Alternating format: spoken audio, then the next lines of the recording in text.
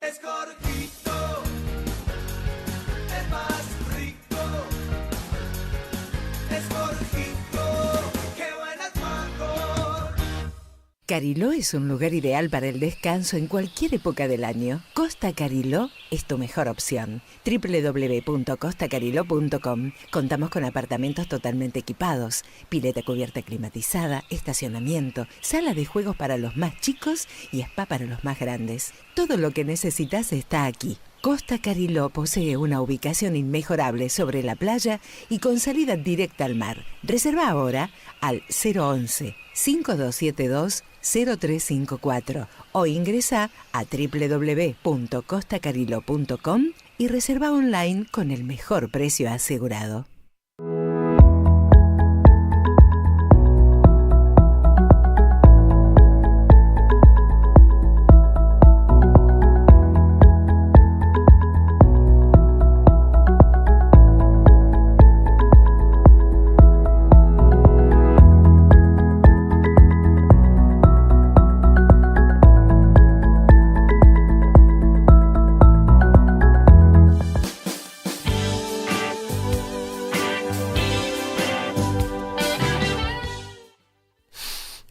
Hola, muy pero muy buenas tardes, distinguidos amigos, querida audiencia, operadora, doctor Alberto Giordano, muy buenas tardes. Amigo Jorge, muy buenas tardes, distinguida audiencia, como digo yo, distinguidos radioescuchas, tengan ustedes una hermosa tarde, lluviosa, y creo que es la mejor tarde para escuchar sí, radio, por cierto que sí, para escuchar el streaming de la radio 1920, Los Locos de la Azotea, transmitiendo directamente desde la ciudad autónoma de Buenos Aires para esta distinguida ciudad y para el resto del mundo.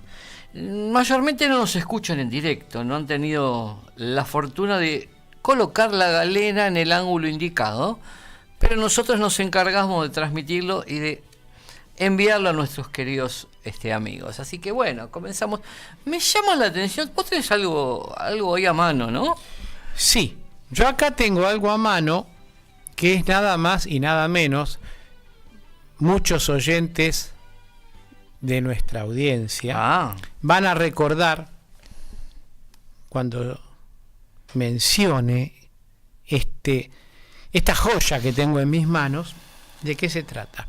Se trata de un número, exactamente voy a decir cuál, es el número 459, año 1953, nada más y nada menos que de la revista Leo Plan. ¿Sabés que Marín nos habilitó la forma de mostrar los libros y los documentales que traigamos, colocándolo delante de esta cámara así? Si lo pones adelante, de que se vea la portada de eso que has traído tú.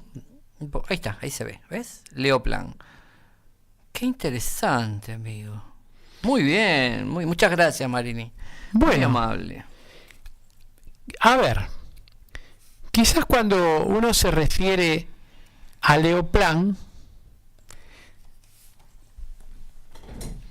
a nosotros nos puede atraer nostalgia. Sí, claro. A otros, supongo que también. Y a otros, no van a saber de qué estamos hablando. Lo mío fue un encuentro fortuito. No sé cómo te tocó a vos tu historia con Leo Plan. ¿Cuándo fue la primera vez que lo viste? ¿Cómo te contactaste? Leo Plan, por lo que yo estuve investigando, porque eso sí no lo recordaba, deja de aparecer en el año 1965. Yo era muy chico. Yo también. Sin embargo, mi papá llegó a comprarme una revista de Leo Plan que calculo que tiene que haber sido, y sí, del año 63, 64, la única, porque era una revista que en ese momento su precio para determinadas familias, como era la nuestra, siempre menciono, era un precio caro. Fíjate el precio de 2,50. Era un montón de plata. Era mucha plata. Había moneditas chiquitas. Es que el diario costaba centavos. Claro, eso estaba costando... Costaba centavos.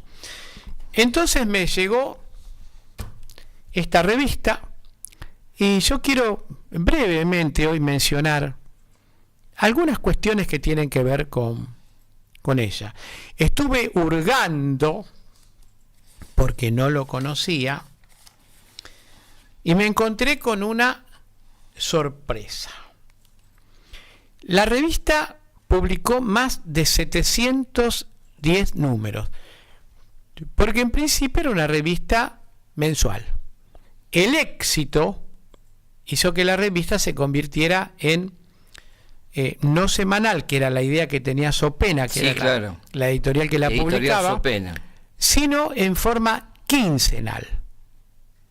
Y eso ocurrió, se mantuvo hasta el año 1965, en que dejó de aparecer. Y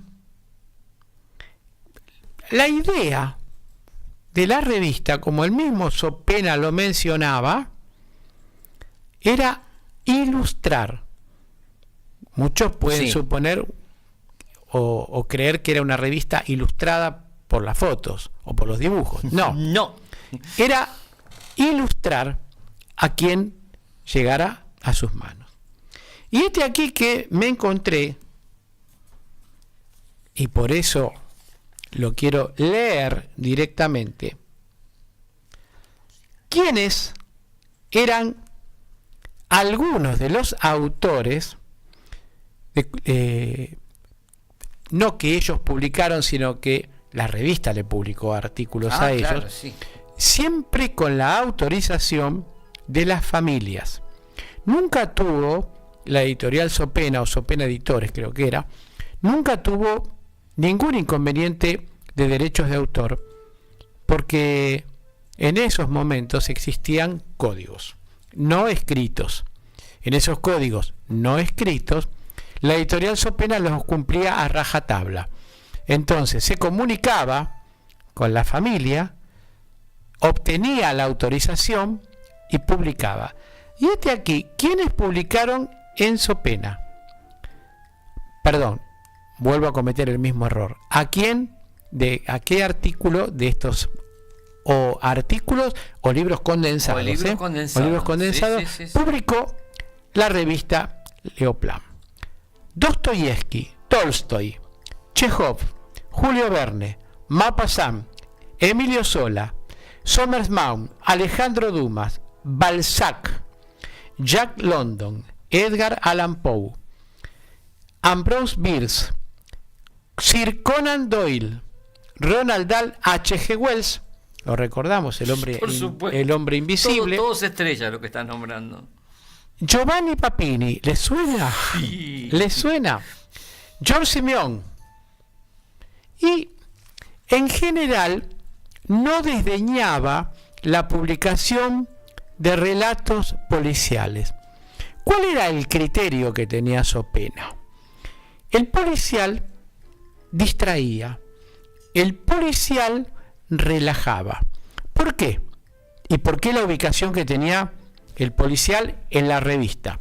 Porque justamente el policial iba en último término, porque los primeros artículos eran densos, políticos o narraciones como la que acabo de nombrar, y entonces se entendía Sopena ya en esa época y con un excelente criterio que la atención decrecía porque obligaba a analizar los primeros artículos.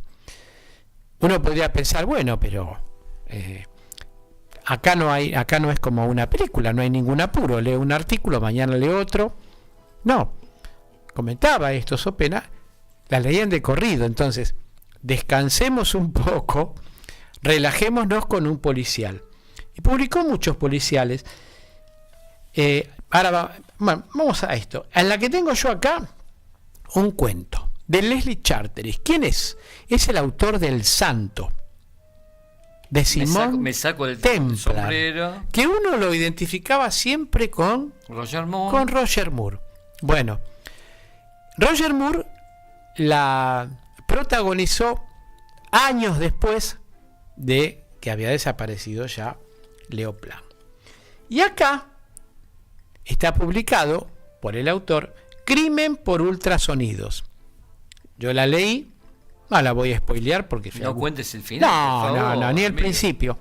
Pero fíjense ustedes, qué interesante, que si ustedes leen cualquiera de los cuentos de Leslie Charteris, se van a encontrar con que, oh casualidad, la descripción que se hace del detective, años después, fue muy similar a la de Philip Marlowe.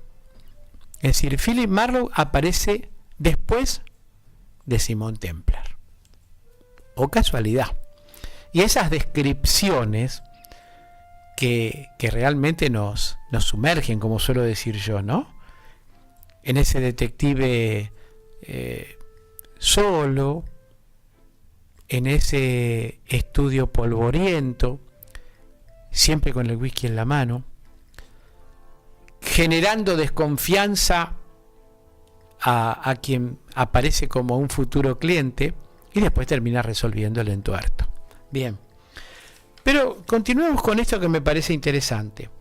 Las notas periodísticas que sí, acá sí, no cometió el error, publicaron en Leo Plan, Enrique Gonzalo Estuñón, nuestro viejo conocido, Ignacio Covarrubias, estoy pasando por alto algunos, y hicieron sus primeras armas Miguel Bonazo, Conocidísimo, Miguel. y Horacio de Dios.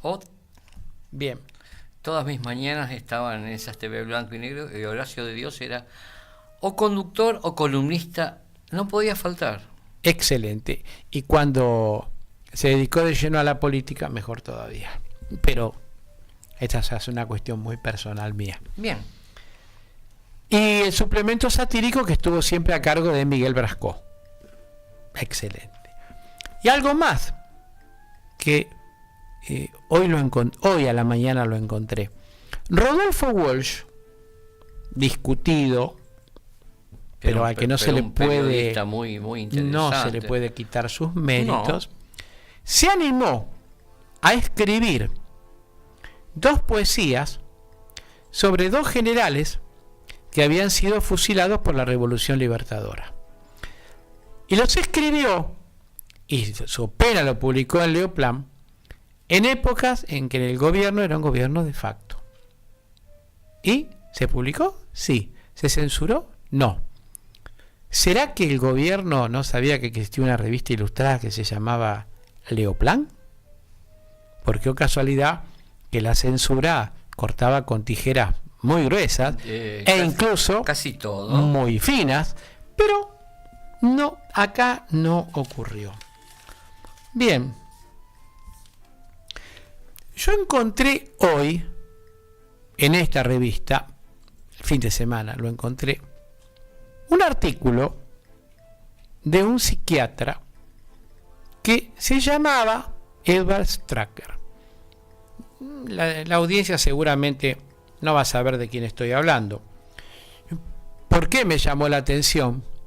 Porque cuando nosotros en el ejercicio de la profesión trabajamos con el tema de la imputabilidad o de la inimputabilidad, cualquiera de las dos, nos vamos a encontrar con parafilias.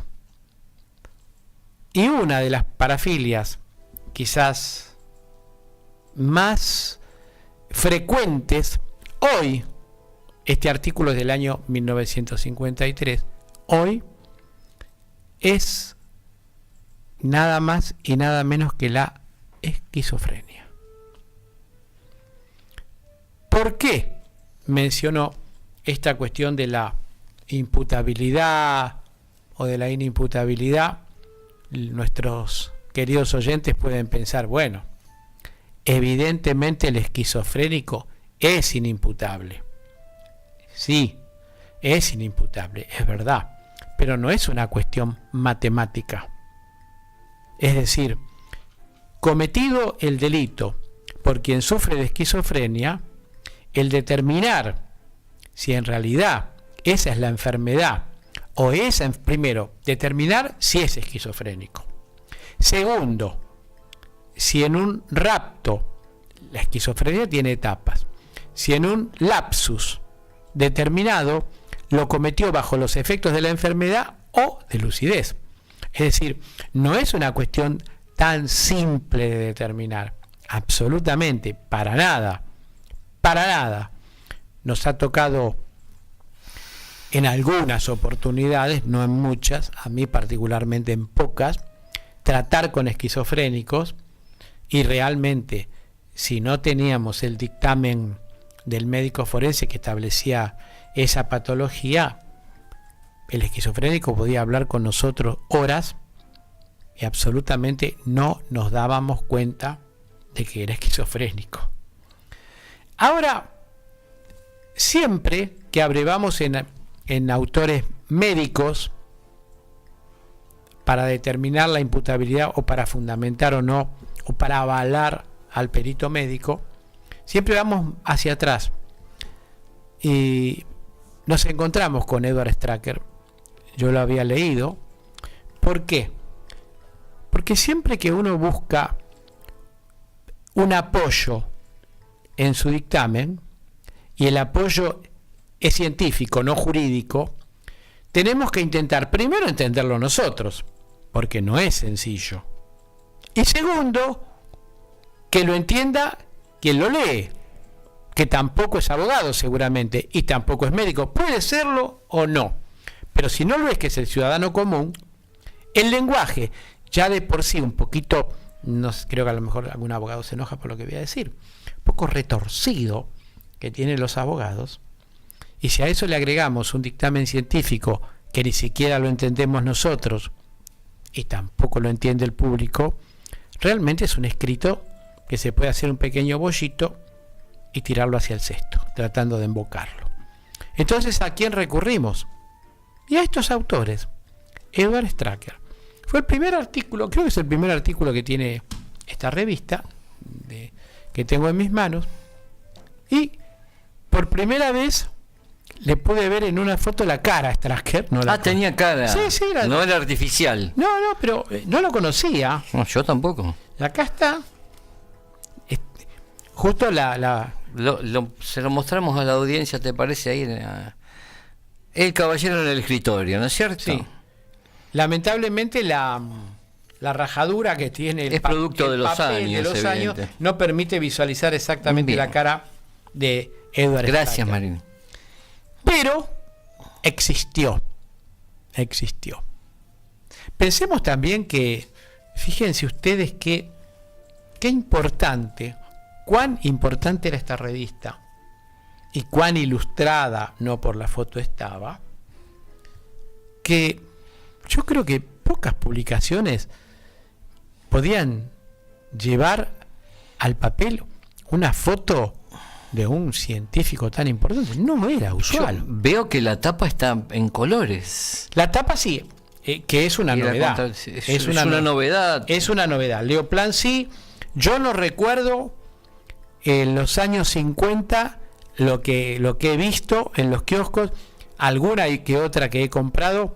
No recuerdo que muchas ediciones sean en colores. Prácticamente todas eran en blanco y negro. Y cuanto más fotos traían, eran más en blanco y negro, porque el costo del color era muy alto. Cuando mucho en sepia. Sí, por supuesto, ¿no? Pero por supuesto. Bien. Entonces acá quiero remarcar, fíjense ustedes, las primeras conclusiones científicas de la esquizofrenia.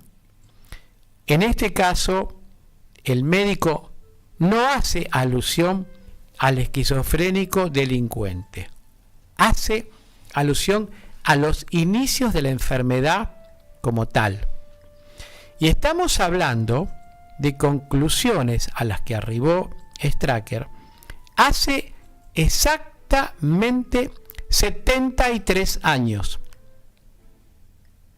Es decir, ¿por qué lo menciono? Porque voy a realizar algún pequeño extracto, comentario del escrito trasladado a la revista de Stracker, Y alguno que esté escuchando puede decir, pero eso ya no es así. Ha sido superado. Sí, ha sido superado. Lo que tenemos que hacer es mirar hacia atrás y valorar las conclusiones de un médico psiquiatra hace 73 años. Con los ¿sí? medios que había y los que no había. Con los escasísimos medios que había. Escasísimos. Bien, él hace una comparación que después otros psiquiatras la van a realizar con un animal. Es más, si querés lo podemos... Esto que ustedes Parece están un viendo, perezoso a mí eso. justamente me da la otra cámara. No, pero y me no parece puedo que es ver. un perezoso. Es Yo un estoy viendo- perezoso. Lo estoy viendo clarito, sí, sí, Bien. sí.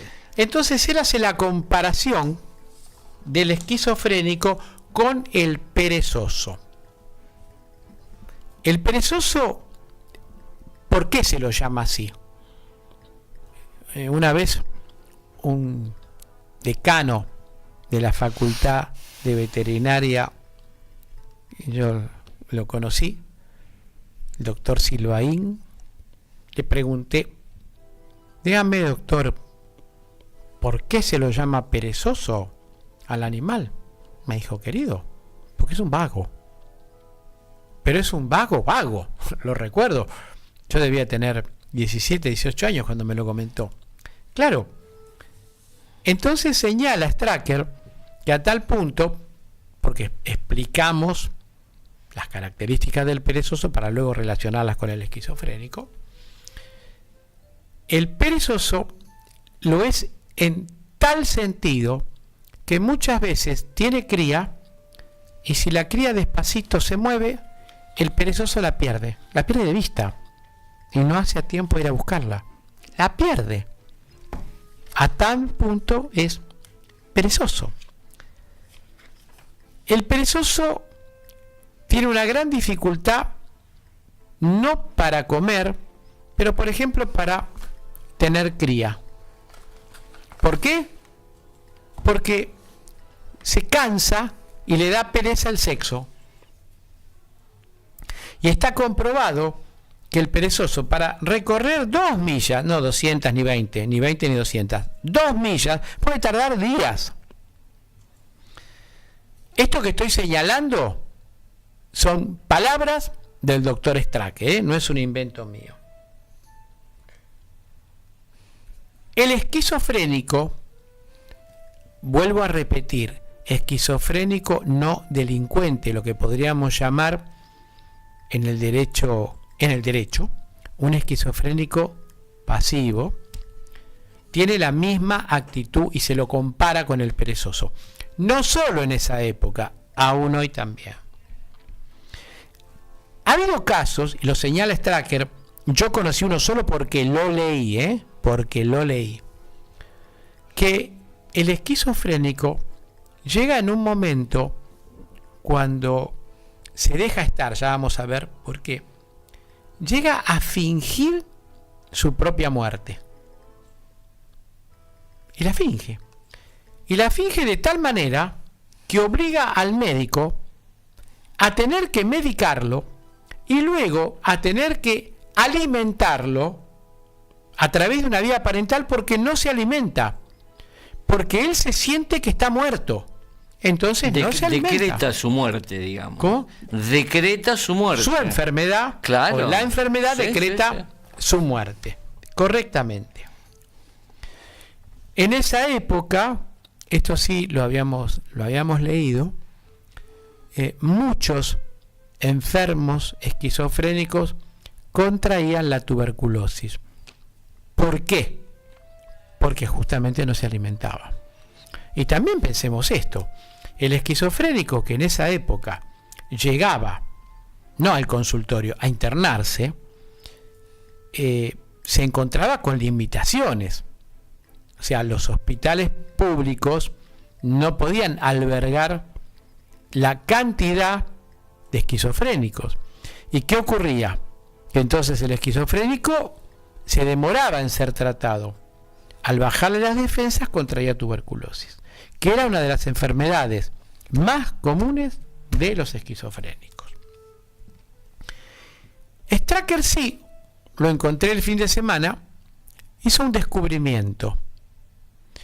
Los hermanos gemelos, si uno de los hermanos gemelos tiene esquizofrenia, el otro también. ¿Cuál es la excepción? En cantidad, el 15%. O sea, el 85% adquiere la enfermedad. No la adquiere, la tiene. Se manifiesta después. El 15% no.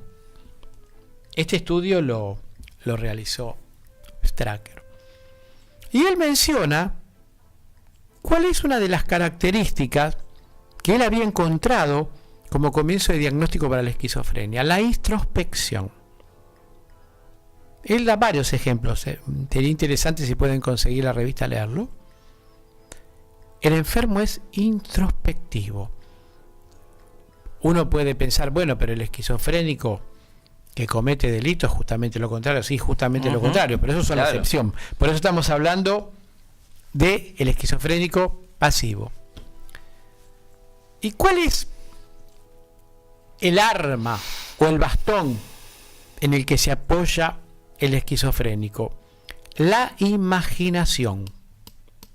Porque justamente pasa a vivir, a ocupar un espacio diferente, a vivir su mundo, y su mundo se sustenta en la fantasía, en el mundo que él crea.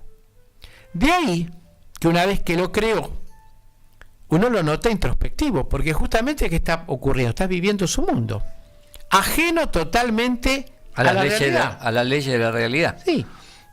Y él señala también, esto es muy interesante, 2 periodos. Hoy esto ha evolucionado, pero en esa época señalaba que había 2 periodos en las etapas de la enfermedad. El primero era la resistencia. Mientras se lo permite su mente y su organismo, el esquizofrénico lucha contra la enfermedad. Tarde o temprano deja de hacerlo, se abate, porque es una lucha en la mente, se abate y se deja estar. Y entra en un un tedio que lleva luego a su mundo imaginativo. De donde no regresa, digamos. No, es irreversible. Bien. Y fíjense ustedes qué interesante. Straker hizo un estudio.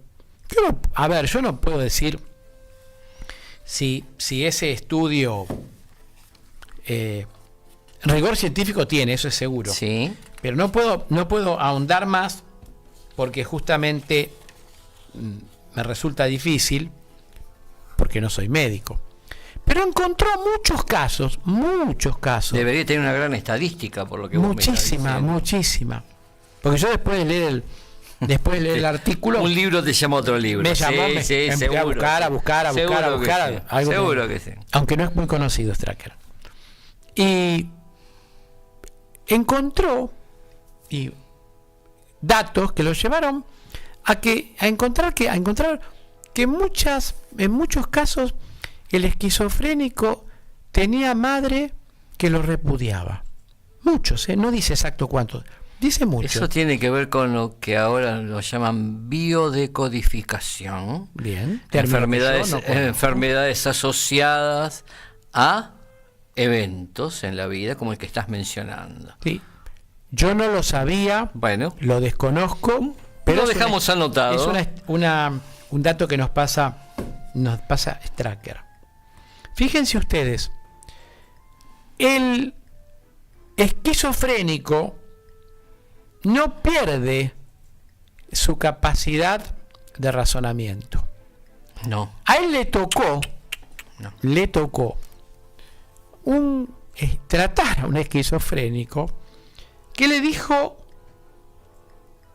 vengo a verlo, doctor, porque a mí hay una persona que me está persiguiendo y que cuando me encuentre me va a matar. No sé por qué, tal cual está relatado. ¿Y sabe cómo me va a matar?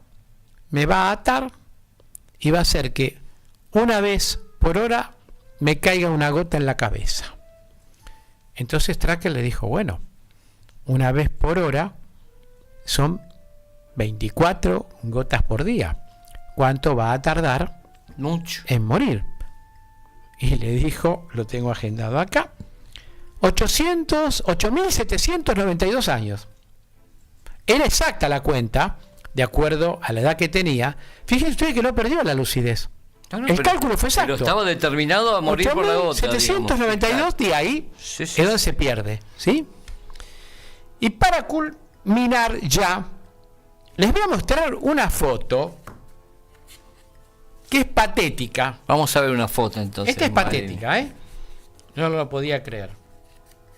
Miren esta foto. Ahí vemos la cámara. ¿Se ve ahí? Porque a mí me da... Sí, me tapa hay, los- hay una ¿Se ve? enfermera Y un paciente. Y un paciente que está acostado, está sosteniendo algo en la mano, la enfermera. Esta foto es real. Se van a asombrar cuando diga de qué se trata. ¿Qué le estaba...? En esa época, ¿cómo se los calmaba? Se les inyectaba, como ustedes están viendo, insulina que le provocaba coma. Decía ese era- un coma diabético. Esa era la forma de sedarlos. Cuando ya la enfermedad Había avanzado. había avanzado a pasar del tedio a la violencia. Claro. Bien, esto es todo. Yo agradezco a la mano invisible, que no es invisible, que me obsequió esta revista, me trajo de vuelta a la infancia, no a la adolescencia, yo la leí en la infancia, y recomiendo que si ustedes pueden comprarla, algunas ya la van a encontrar en Parque Rivadavia, hay muchísimas. Calculo, ojalá la consigan en físico, si no en internet, hay sitios donde se consiguen Eso lo sé, copias pero digitales. Lo que sucede pero tocar es que el papel es otra cosa. Es otra cosa. Es Bueno, otra cosa. Interesante el tema. En una época, estar tuberculoso era sinónimo de haber pasado mucha hambre. sí. Mucha hambre. Sí. Marilyn, ¿con qué música nos vas a deleitar para hacer un cambio de tema? Adelante, amiga, una música.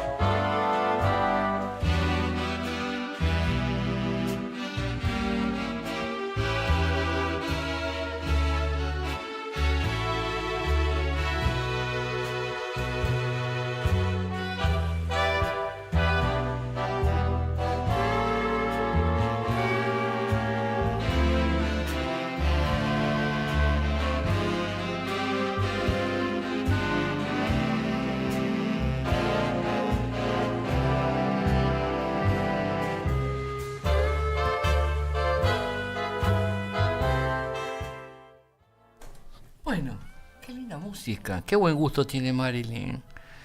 Muy buen gusto, Muy Marilyn. buen gusto, buenos oídos, buena mano, no nos podemos quejar. Bueno, esta es la sección que se denomina La música que hubiera sido. Vamos a arreglar pronto el tema de la música al aire, pero lo que hubiera sido hoy, es una retrospectiva primero hacia los años 70. Ya nos van a tocar tangos, tranquilo que no nos olvidamos de nadie, pero en este caso volvimos a los pininos, a nuestra adolescencia y tierna infancia, y hay hitos, música que es antes y después en tu vida cuando la escuchaste, te abrió puertas del conocimiento, de la imaginación o simplemente del arte. Entonces, artistas que llegan al cenáculo, a lo máximo que pueden dar al principio de su carrera y dicen, no se puede hacer cosas mejores que estas. Es el caso de el conjunto que todavía persiste, al menos en recuerdo, que es Génesis. Vendiendo Inglaterra por la libra o por una libra. Hay un video que se puede encontrar en YouTube. Todo lo que yo digo se puede encontrar. En YouTube buscan, se toman su trabajito y escuchan con tiempo, con un coñac en la mano, paladeando. Esa es la portada del LP, donde había unos niños muy importantes para nosotros en esa época. Estaba don Peter Gabriel, como el frontman, como el cantante que se pintaba la cara de blanco y salía a cantar. Steve Hackett, que estuvo hace poco aquí en Argentina, el guitarrista. Tony Banks, el tecladista, que es un señor grande y ha hecho cosas solistas espectaculares. Mike Rutherford en bajo y guitarras. El baterista que después terminó siendo cantante de la banda, que es Phil Collins. Y vendiendo Inglaterra por la libra es un eslogan del Partido Laborista. Nosotros nos enteramos mucho tiempo después. Cantábamos estrofas de esas canciones castellanizadas sin saber de qué significaba. Una de las razones por las cuales terminé estudiando el idioma fue para entender esto. Génesis, lo mejor de los 70. Cada uno tiene su hito, su non plus ultra.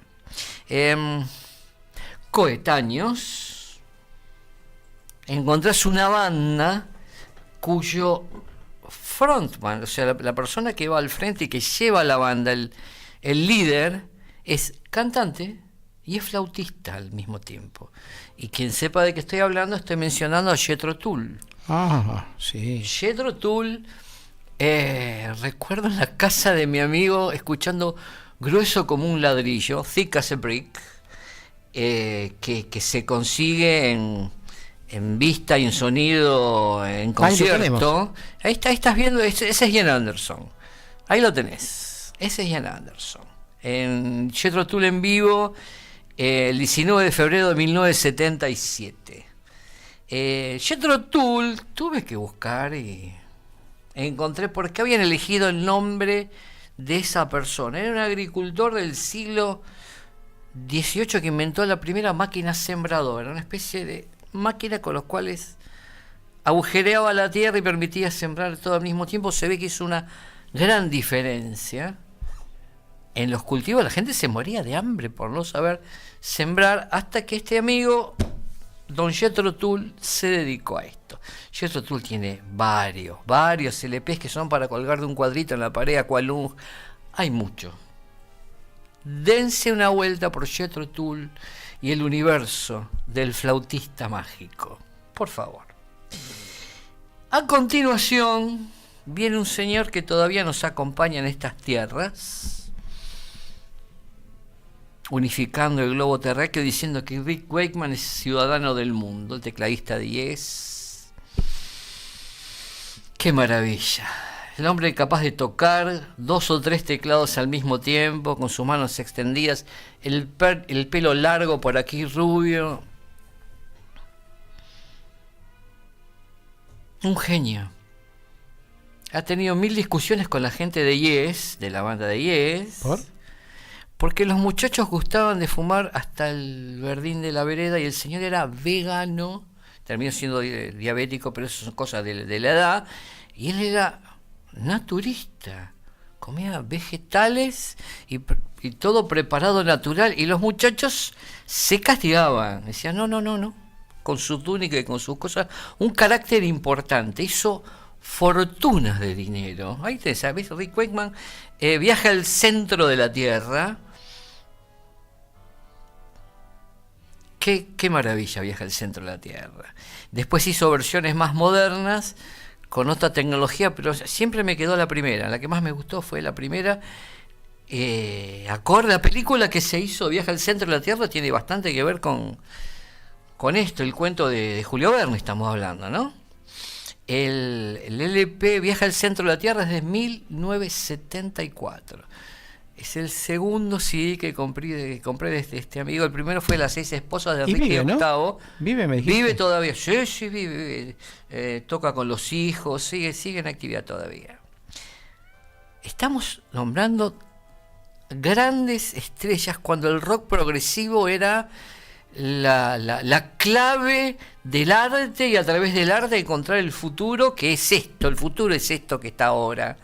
Esta superficialidad que tenemos, pero en esa época no. A través de Pink Floyd, que lo nombré, Led Zeppelin, Rick Wakeman, Jethro Tull, Genesis, todo pintaba maravilloso. Después vino el cachetazo de la realidad. Entonces, estando en la realidad, mirando hacia atrás, vemos algún paso más. Del lado de Latinoamérica hemos tenido grandes artistas que nos han acompañado cantando en nuestro idioma y han llenado huecos que estas grandes bandas que estaban allá en lo alto no podían llenar. Entonces tenemos muchos, pero nombremos a una señora a la cual nos deberíamos poner de pie, alguien que en sus pocos años hizo historia y dejó todo un toque de dulzura y de sensibilidad proveniente del Perú. Si yo digo Chabuca Granda, Nos tenemos que poner de nos pie. tenemos que poner de pie. Sus grandes éxitos en vivo. Con La Flor de la Canela solamente ya le dejaron Ya está. una nube guardada en el cielo. Vivió poco, del 1920 a 1983. En esa época no se arreglaba el corazón así nomás. No había manera, ¿no? Favaloro no había hecho lo suyo todavía. Pero es la música popular del Perú, música afroperuana. Muy de las raíces latinoamericanas. Ahí lo tenés a Chabuca, mira. Esa es Chabuca. Un encanto de mujer. Pero llegamos al presente. Hicimos un pequeño viaje, ¿no? Pequeño viaje. En el presente tenemos, por segundo programa consecutivo, vamos a destacar a un chelista. En el programa anterior destacamos a Jacqueline Dupré, la señora de Barenboim. Sí. Qué maravilla el documental, si pudieron verlo, de Jacqueline Dupré. Pero ahora lo tenemos en vivo y en directo a un croata. El señor es croata y es un artista maravilloso del arte del cello. Y si quieren suspirar así y disfrutar de la música y de la vida, los invito a escuchar a Stefan Hauser, con H. Ese es Hauser, tiene 40 y tantos muy años, es muy conocido, tiene el buen tino de elegir cantantes que lo acompañan y hace unos conciertos maravillosos. Comenzó tocando con otro chelista más y tenía el conjunto que se llamaba Dos Chelos, pero ahora a veces integra el trío Greenwich, pero él solo se las arregla para estar en el cenáculo de los chelistas de la actualidad. Hauser, con H, no se lo pierdan. Nuestras recomendaciones musicales de hoy, salvo que quieras agregar alguna más. No me supera. Las del supera. día de hoy, han terminado. Agradecemos la paciencia y vamos a cambiar de tema luego de esta música, mi estimada Marilyn.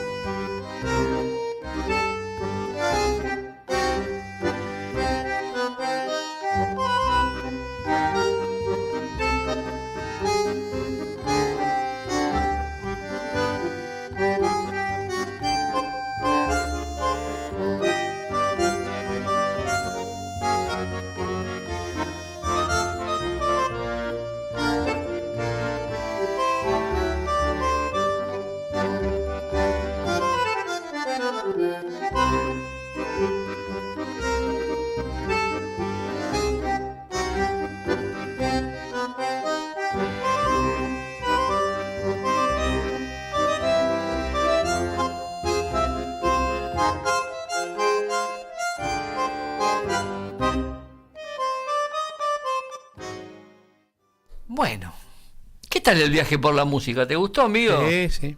Comentaba fuera del programa que al chelista no lo conozco. Bueno, vas a tener la suerte de disfrutarlo. No lo conozco. Mucho, mucho. Jacqueline Dupré también la charla tenés. Pero No, sí, a ella sí. Es a esa altura, solo que no sé la esposa de Don Hauser quién será. Porque en el caso de Dupré se juntaron Barenboim, era un pichón del monstruo de la música que terminó siendo una maravilla. Se los ve felices casándose en el documental, un encanto. Pero vamos a pasear un poco por el cine también con recuerdos. Hoy estamos muy, muy recordatorios. Vamos a pasar por todas las sensaciones. Comenzamos con una peli. Esto que yo digo se encuentra en YouTube, lo pueden o lo buscan, es muy fácil, o se compran el DVD o lo que ustedes quieran.